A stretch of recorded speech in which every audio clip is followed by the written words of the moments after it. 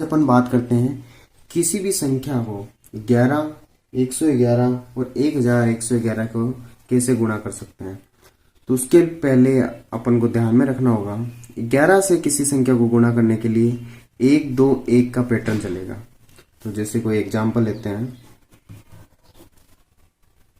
24 गुणा 11, तो उसके लिए 1 का पैटर्न जैसे 4 गुणा 1, तो 4 लिख दीजिए।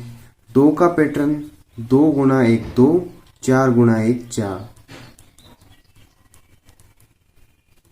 तो 6 आ गया, 6 लिख दीजिए।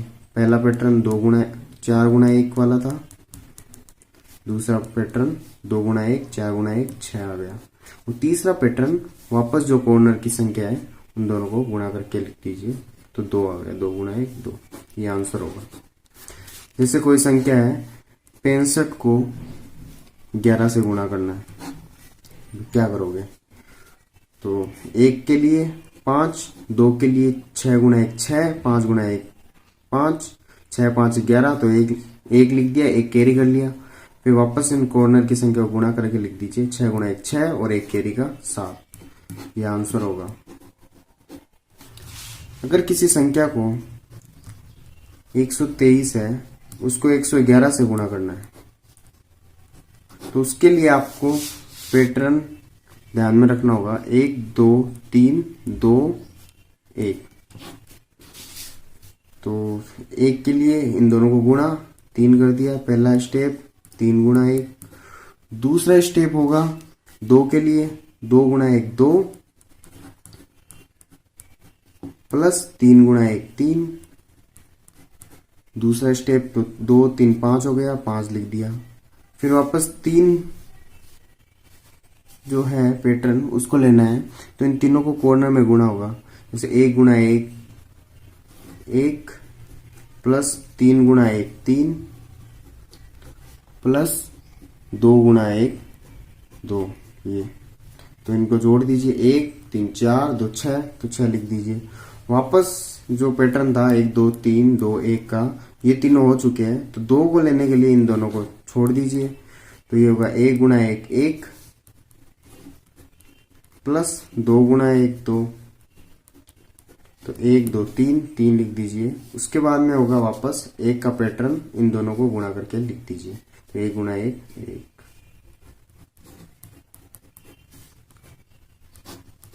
ये इसका आंसर होगा। तो किसी भी संख्या को आप आराम से इनको गुणा कर सकते हैं। वैसे ही 1111 के लिए आपको पैटर्न ध्यान में रखना होगा 1 2 3 4 वापस 3 2 1। जैसे एक एग्जांपल लेके आपको बताता हूं। जैसे कोई संख्या है 2 3 4 1, इसको गुणा करना है 1111 से, तो यही पैटर्न होगा 1 2 3 4 3 2 1। सबसे पहले 1 को इन दोनों को गुणा करके लिख दीजिए, 2 को इन दोनों को गुणा करके लिख दीजिए, 4 1 5।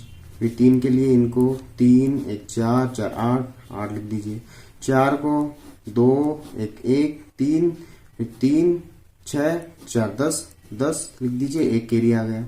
उसके बाद में उसी तरह से 3 को, तो इसको छोड़ दीजिए, 2 4 6 3 9, 1 कैरी किया था 10, वापस 1 कैरी हो गया। फिर 2 के लिए 2 गुणा 1 2 3 गुणा 1 3 2 3 5, 1 कैरी वाला 6 हो गया। फिर 1 के लिए तो फिर 2, तो इसका ये आंसर होगा।